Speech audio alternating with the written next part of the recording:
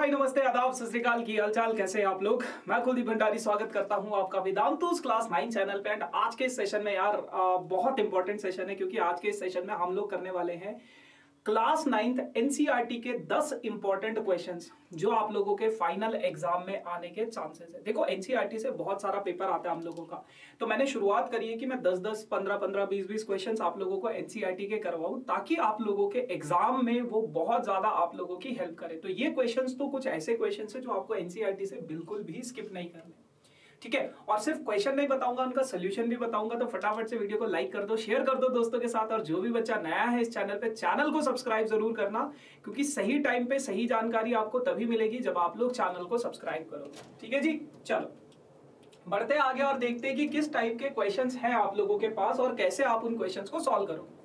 तो यार देखो, सबसे पहला सवाल जो है आप लोगों के पास पॉलिनोमियल से है। रेशनलाइजेशन का कॉन्सेप्ट भी यहाँ पे यूज होगा। तो आप लोगों को x की वैल्यू दी गई है √7 प्लस √6 डिवाइडेड बाई √7 माइनस √6, है ना। तो अगर मैं इसको रेशनलाइज करूं √7 प्लस √6 से ऊपर भी और √7 प्लस √6 से नीचे भी, है ना।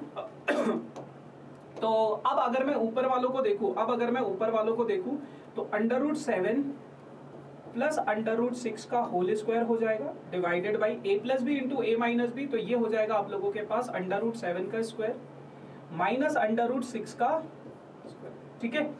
अच्छा, ऊपर अगर मैं देखूं, ऊपर मेरे पास a प्लस बी का होल स्क्वायर बन जाएगा। तो ये हो जाएगा √7 का स्क्वायर प्लस √6 का square plus 2√7 into √6 divided by √7 का स्क्वायर 7 होगा, √6 का स्क्वायर 6 होगा।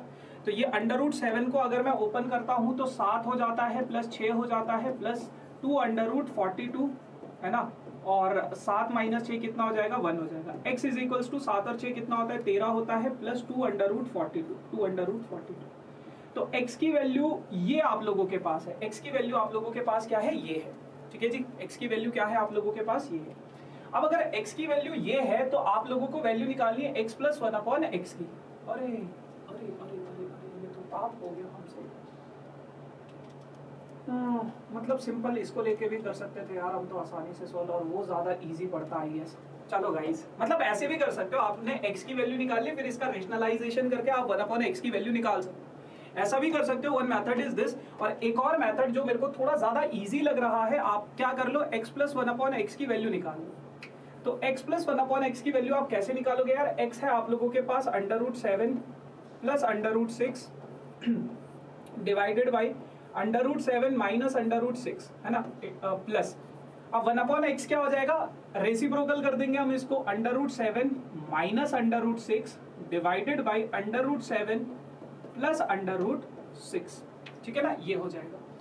अब इसके बाद अगर मैं इनको क्रॉस मल्टीप्लाई कराऊं तो ये आप लोगों के पास हो जाएगा √7 प्लस √6 का होल स्क्वायर प्लस √7 माइनस √6 का whole square divided by denominator वालों को हम आपस में मल्टीप्लाई कर देंगे, √7 माइनस √6 √7 प्लस √6, ठीक है। तो अब अगर मैं इसको देखूं √a प्लस बी का होल स्क्वायर, अगर मैं इसे खोलूं a प्लस बी का होल स्क्वायर, √7 का स्क्वायर 7 हो जाएगा, √6 का स्क्वायर 6 हो जाएगा, और ये हो जाएगा 2 √7 इंटू 6 कितना हो जाएगा, 42 प्लस √7 का हो जाएगा बेटा ये, है ना, 7, और √6 का हो जाएगा प्लस 6 माइनस 2 √42 हो जाएगा divided by a plus B into a minus B. √7 का स्क्वायर 7 होगा, √6 का स्क्वायर 6 होगा। तो 242 ये कैंसिल हो जाएगा, 7 और 6 कितना हो जाएगा, 13, 13 और 13 कितना हो जाएगा, 13 और 13 मेरा ना तेरा ना मेरा, 23 हो जाएगा। ये x प्लस 1/x की वैल्यू है।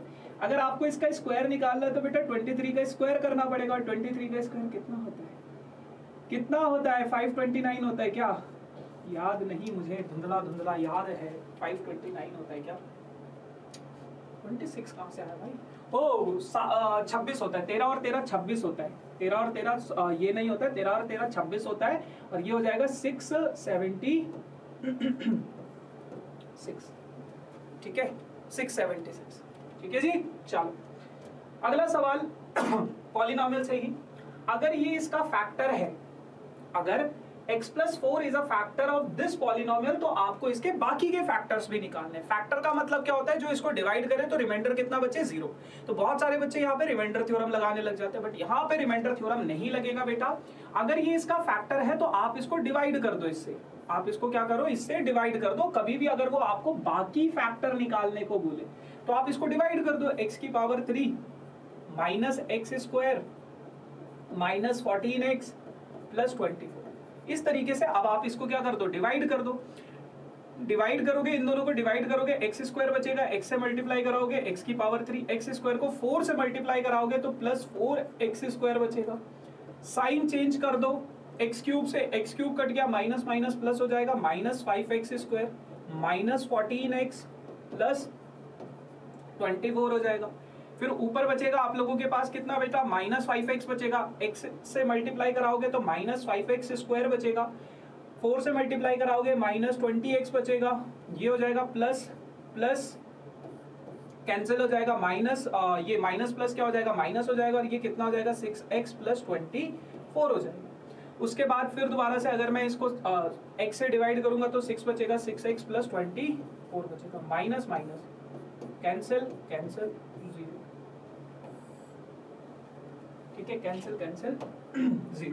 तो अब आप लोगों के पास ऊपर ऊपर ऊपर ऊपर ये जो बच रहा है x square minus 5x plus 6, x square minus 5x plus 6, x square minus 5x plus 6, ठीक है ना।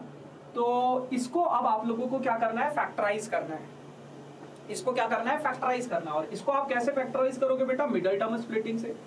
मिडिल टर्म स्प्लिटिंग से कैसे करोगे, x square as it is minus 3x minus 2x plus 6, ये आप लोगों के पास बचा है। पहली दो टर्म्स में से x कॉमन ले लो, x माइनस 3 बचेगा। आखिरी दो टर्म्स में से 2 कॉमन ले लो तो x माइनस 3 बचेगा। x माइनस 3 कॉमन आ जाएगा आप लोगों के पास, और इसका फैक्टराइजेशन आप लोगों के पास बच गया x माइनस 2। अब मैंने क्यों किया ये सब, क्यों किया, देखो आपके पास सिंपल सा एक लॉजिक हुआ करता था बचपन में। जब मैं 2 को 9 से डिवाइड करता था तो मेरे पास ऐसा बचता था ना 4 8 फिर 1। तो ये जो 9 होता है ये किसके बराबर होता है बेटा, 2 इंटू 4 प्लस 1, है ना। यानी कि dividend is equals to divisor into quotient plus remainder, ये होता है ना। तो अब आप एक चीज को समझो कि आपको इसका फैक्टराइजेशन करना है, इसके फैक्टर्स निकालने हैं। तो x प्लस 4 से जब मैंने इसको डिवाइड किया, ये किसके बराबर होगा, ये बराबर होगा x प्लस 4 इंटू जो ऊपर आप लोगों के पास ये बच रहा है x square minus 5x plus 6, और रिमाइंडर तो 0 है, उसको लिखो ना लिखो, है ना। तो ये क्या, ये पूरा का पूरा टर्म इसके बराबर होगा। तो x प्लस 4 एक फैक्टर है, और बाकी के फैक्टर आप कैसे निकालोगे, इसको सॉल्व करके। और इसको कैसे सॉल्व करोगे, मिडिल टर्म स्प्लिटिंग से, क्योंकि क्वाड्रेटिक पॉलिनोमियल, समझ रहे हो, क्वाड्रेटिक पॉलिनोमियल है तो उसको मिडिल टर्म स्प्लिटिंग से सॉल्व किया। ठीक बा, चलो आ जाओ अगला सवाल। Plot the points MNOP। MNOP को प्लॉट करना है आपको और बताना है कि कौन सी फिगर बनी है। तो ग्राफ पे बनाना है, मैं डायरेक्ट आप लोगों को ग्राफ दिखा देता हूँ यार, इसका ऐसा बनेगा। यहाँ पे अगर, क्योंकि देखो आई थिंक ये आसान है कि पॉइंट 4,3 यहाँ पे आप प्लॉट करोगे, n को अगर मैं 4,0 वो यहाँ पे हो जाएगा आप लोगों के पास। फिर आप लोगों के पास क्या है, p क्या है 0,3 वो यहाँ पे होगा, और कुछ और भी है o, तो वो 0,0 यहाँ पे होगा। तो मतलब इस तरीके से आप लोग आसानी से अपने पॉइंट्स को प्लॉट कर सकते हैं। और जब आप देखोगे ये वाला डिस्टेंस 4 यूनिट है, ये वाला डिस्टेंस 3 यूनिट है, ऑपोजिट साइड्स इक्वल है, ये वाला डिस्टेंस 4 यूनिट है, तो ये क्या हो जाएगा, रेक्टेंगल हो जाएगा, रेक्टेंगल। इसका एरिया निकालना है और पेरीमीटर निकालना है। तो पेरीमीटर क्या होता है, sum of all side, sum of all side, sum of all side, sum of all side 14 unit. ये तो बहुत आसान है, इसलिए मैंने इस तरीके से बताया। ये वाला सवाल समझो। If two parallel lines intersect by a transversal, then prove that the bisector of two alternate interior angles are parallel। कह रहा है कि अगर मेरे पास दो पैरेलल लाइंस हैं, अगर मेरे पास दो पैरेलल लाइंस हैं, ठीक है, अगर मेरे पास दो पैरेलल लाइंस हैं और ये उसका ट्रांसवर्सल है, ये उसका क्या है, ट्रांसवर्सल है, ठीक है। If two parallel lines are intersected by a transversal, then prove that the bisector of two alternate interior angle। तो यार अल्टरनेट इंटीरियर एंगल एक ये हो गया, एक ये हो गया। इन दोनों अल्टरनेट इंटीरियर एंगल्स का जो बाइसेक्टर होता है, इन दोनों अल्टरनेट इंटीरियर एंगल्स का जो बाइसेक्टर होता है, यानी कि ये दोनों एंगल, है ना। तो आपको ये प्रूव करना है कि ये दोनों लाइंस भी पैरेलल होंगी जो येलो कलर से मैंने ड्रॉ करी है। अब आ जाओ बेटा, कैसे करोगे कैसे करोगे कैसे। देखो, ये वाला एंगल मैंने x मान लिया, ये वाला एंगल भी x होगा, ये वाला एंगल मैंने y मान लिया, ये वाला एंगल भी y होगा। तो आपको पता है कि 2 टाइम्स ऑफ x जो है वो किसके बराबर है, 2 टाइम्स ऑफ y के बराबर है। इस लाइन को L मान लेते, इस लाइन को M मान लेते, क्योंकि L is parallel to M। और अगर L और M पैरेलल है तो बेटा ये 2x है और ये क्या है 2y है। तो ये दोनों के दोनों एंगल्स क्या हो जाएंगे, आपस में बराबर हो जाएंगे। क्यों क्यों क्यों इक्वल होंगे, ऑल्टरनेट इंटीरियर एंगल्स है, ऑल्टरनेट इंटीरियर एंगल्स है। एग्जाम में AIA लिख के मत आना, पूरा ऑल्टरनेट इंटीरियर एंगल्स लिख के आना। 2 से 2 कैंसिल हो जाएगा तो x की वैल्यू किसके बराबर आ जाएगी बेटा, y के। x की वैल्यू किसके बराबर आ जाएगी, y के। अब अगर x की वैल्यू y के बराबर है, अगर x की वैल्यू y के बराबर है तो आपको एक चीज समझ में आ गई यार, ये वाला x और ये वाला y बराबर है। ये वाला x और ये वाला y अगर बराबर है, ये कुछ कुछ इस तरीके से है, ये यहाँ पे x है और ये यहाँ पे y है, ये दोनों एंगल इक्वल है। और ये दोनों के दोनों एंगल भी तो ऑल्टरनेट इंटीरियर एंगल है ना। तो आप बोल दोगे क्या ये वाली लाइन को मैंने a मान लिया, इसको चलो xy मान लेते हैं और इसको ab मान लेते हैं। तो आप बोलोगे कि xy is parallel to AB, is parallel to AB। क्यों पैरेलल है, because alternate interior angles are equal। इस अगर alternate interior angles equal होंगे तो वो लाइंस भी पैरेलल हो जाएगी। ठीक है, चल हाँ अगला सवाल आप लोगों के पास क्वाड्रिलेटरल ट्रायंगल्स चैप्टर से है। One of the very important question from your NCERT, जो कि कहता है आपके पास ये एक फिगर है, इस फिगर में PT और MR आपस में इक्वल है। तो PT is equals to what, PT is equals to MR। PT और MR आपस में इक्वल होंगे और PT और MR जो है वो आपस में क्या है, पैरेलल भी है। PT और MR आपस में पैरेलल भी है। तो अब आपको ये प्रूव करना है, अब आपको ये क्या करना है, प्रूव करना है। तो आप क्या कहोगे, in triangle PTR and triangle RMP। अगर मैं इन दोनों ट्राइंगल्स में देखूं तो PT और MR आपस में क्या है, इक्वल है, क्योंकि गिवन है। ठीक है, PR दोनों में क्या है, कॉमन है। तो PR is equals to PR और दोनों में क्या है, कॉमन है। ठीक है, अच्छा अब अगर ये दोनों में कॉमन है, तो ये वाला एंगल 1 मान लिया, ये वाला एंगल 2 मान लिया, तो एंगल 1 और एंगल 2 भी आपस में बराबर हो जाएगा। क्यों, ऑल्टरनेट इंटीरियर एंगल, क्योंकि लाइंस पैरेलल है ना, ये लाइन और ये लाइन पैरेलल है, ऑल्टरनेट इंटीरियर एंगल। तो triangle PTR is congruent to the triangle RMP, है ना। ये दोनों के दोनों ट्राइंगल्स क्या हो जाएंगे, कॉन्ग्रुएंट हो जाएंगे। क्यों कॉन्ग्रुएंट हो जाएंगे, because of side angle side criteria. ठीक है जी, because of side angle side criteria ये दोनों के दोनों पॉइंट्स क्या है, ये दोनों के दोनों ट्राइंगल्स क्या है, कॉन्ग्रुएंट हो जाएंगे। उसके बाद अगर मैं इसको देखूं, ये वाला पार्ट कैसे प्रूव करोगे, आपको प्रूव करना है कि RT और RM, RT और PM, RT और RM, पक्का RT और RM, RT और PM होगा भाई, ये RT और PM होगा, ये RT और PM को इक्वल प्रूव करना।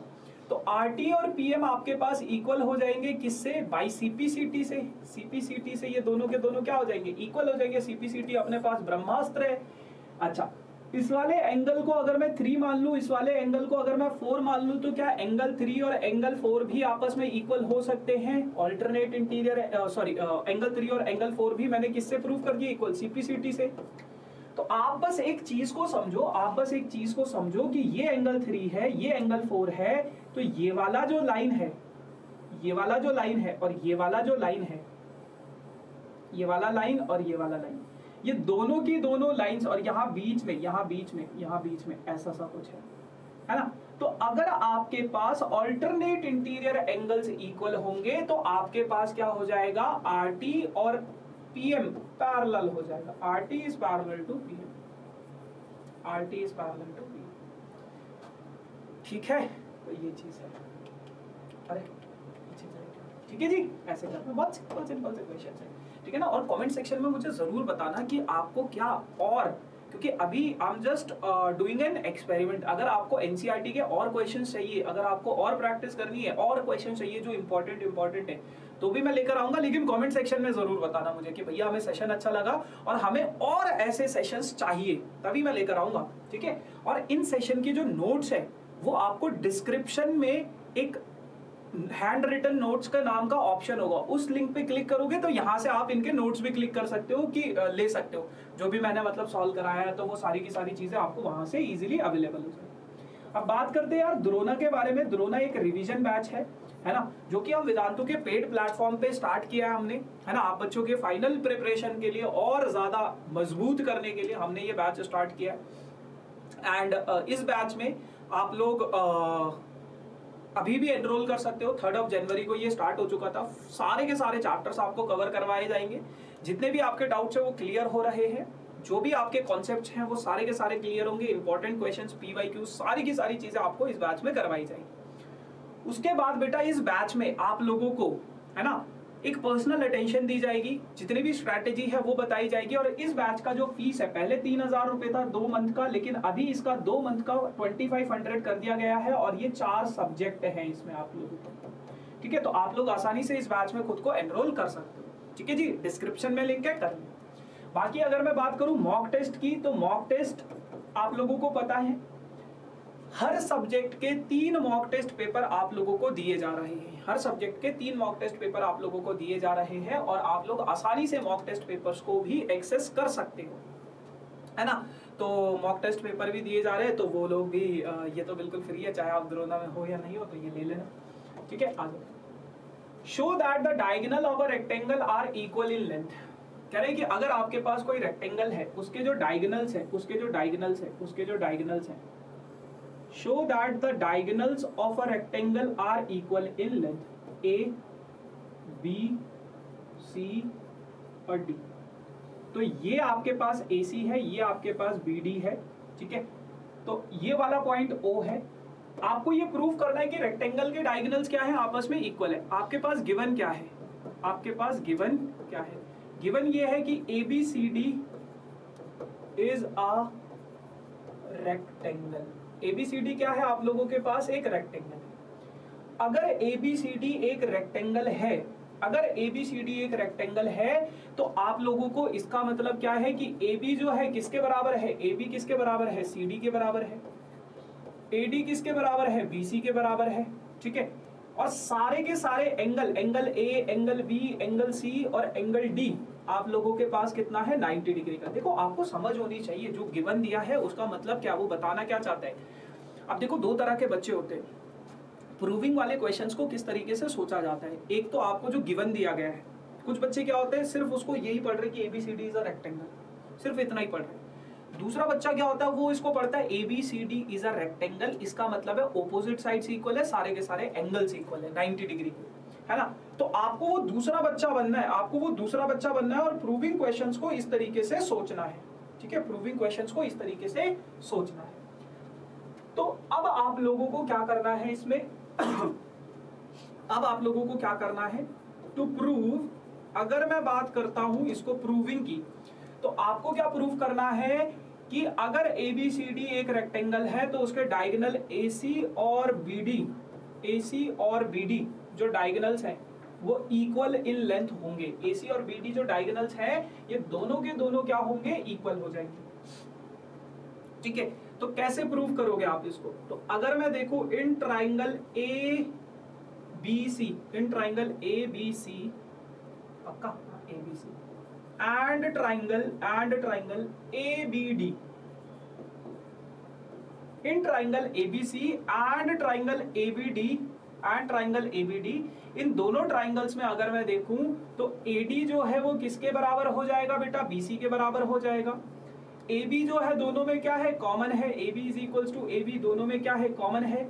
और यहाँ पे एंगल A और यहाँ पे एंगल B, देखो बेटा ये वाला ट्राइंगल और ये वाला ट्राइंगल, है ना। तो इन दोनों ट्राइंगल्स में अगर मैं देखूं एंगल A और एंगल B भी आपस में क्या है, इक्वल है, 90 डिग्री के। सब कुछ तो गिवन है, ये तो गिवन ही था। तो इसका मतलब क्या है, दोनों के दोनों ट्राइंगल्स क्या हो जाएंगे, कॉन्ग्रुएंट हो जाएंगे। और triangle ABC is congruent to the triangle ABD by side angle side criteria।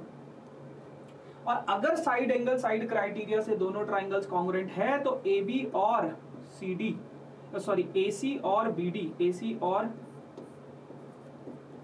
और BD आपस में क्या होंगे, इक्वल हो जाएंगे, CP